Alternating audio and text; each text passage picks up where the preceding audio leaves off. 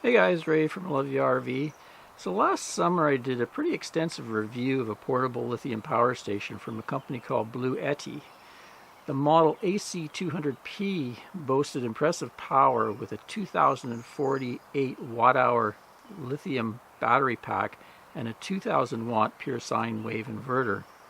The AC200P performed well in my off-grid camping tests. So I was able to power any appliance in my RV and charged up pretty fast via solar and our gas generator. That's the one you see here on the left.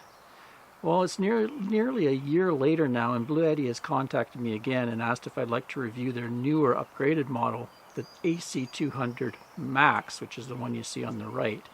Basically looks quite the same, but there are some differences. It has improved charging and output power performance specs, plus new features that addressed a few of my AC200P dislikes, so I decided to take them up on the offer. So, disclaimer, these were sent out to me as free samples for the review.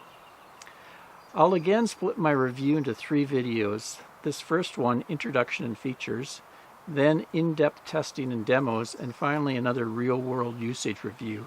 I'm going to be out camping for about 3 weeks or so in the forests of BC, so I'll be able to put it through its paces that way.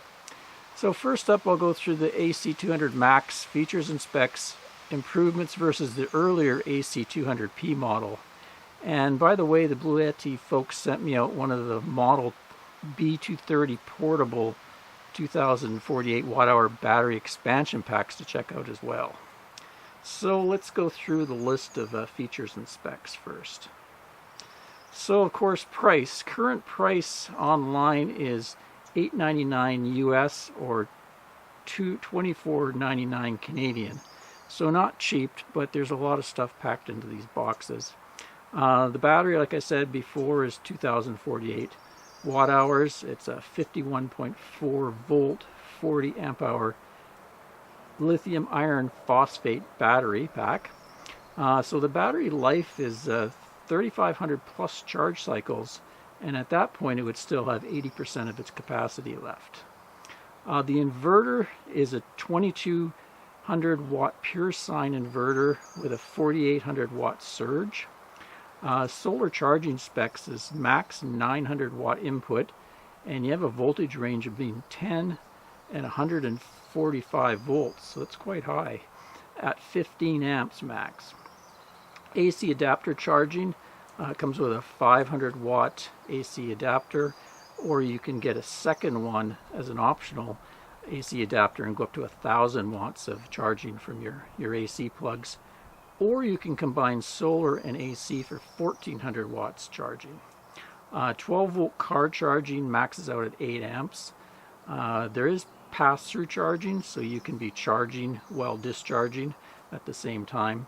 On the top of the unit is 2 15 watt phone charging pads, where you just, if you have the right kind of phone, you can just lay your phone on there for wireless charging. It has a touchscreen display like the last one. This one also has a Bluetooth app, which is nice. The 12 volt power outlets, there's a 30 amp outlet that's pretty good for RV use. There's a 10 amp automotive socket and 2 10 amp small round sockets, so that's your DC power outlets. USB power outlets, there's a 100 watt USB-C and an 18 watt USB-A plus a standard USB-A. And then your 120 AC outlets, there's 4 20 amp AC household sockets, and then there's a 30 amp RV style socket, so you can plug your 30 amp cord straight into this. And then it also has 2 expandable ports up to, so you can expand this up to 8,192 watt hour capacities with 2 additional expandable battery packs. So the main improvements over the AC200P model that I reviewed last year is they've added a 30 amp AC RV socket. The max DC output is up to 30 amps versus 25 amps.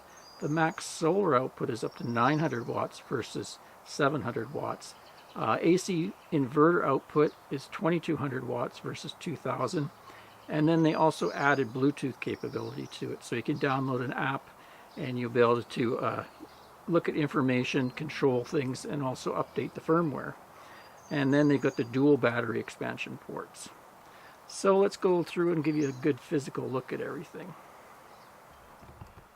On the front here, you have a display screen, and it's all touch operated. So if you want to turn on an AC output or a DC output, you can turn it on there. There's also a screen for setting everything up. Don't worry, I'll go through this in a next video where I dive more in deep. This is just sort of a introductory video. They have data things in there, and then there's an alarm. So quite a bit of information on that display. The touch screen is quite responsive as well. And I find that it looks a little brighter than the older model here, so they have increased the brightness. And I also noticed they actually have settings for brightness on their display, which they didn't have before. They have a brightness and a sleep timer there. This is your main power button. Doesn't need to be explained much.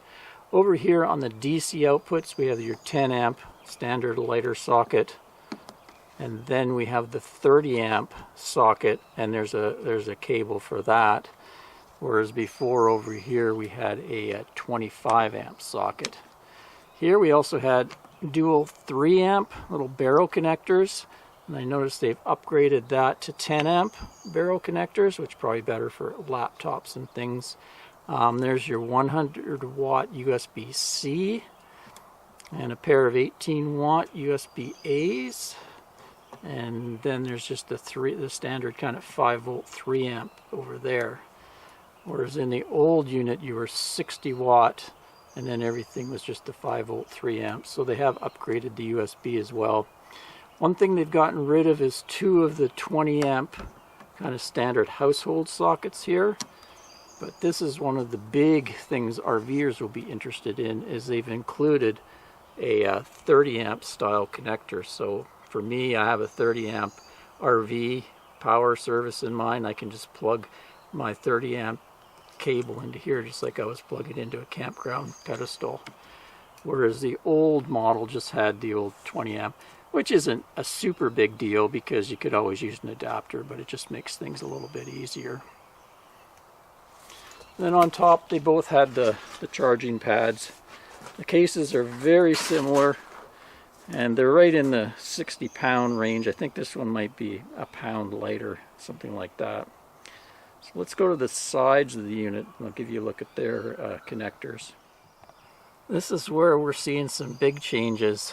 You can notice up here there's 2 ports, and those are 2 ports for expanding the battery with battery expansion packs.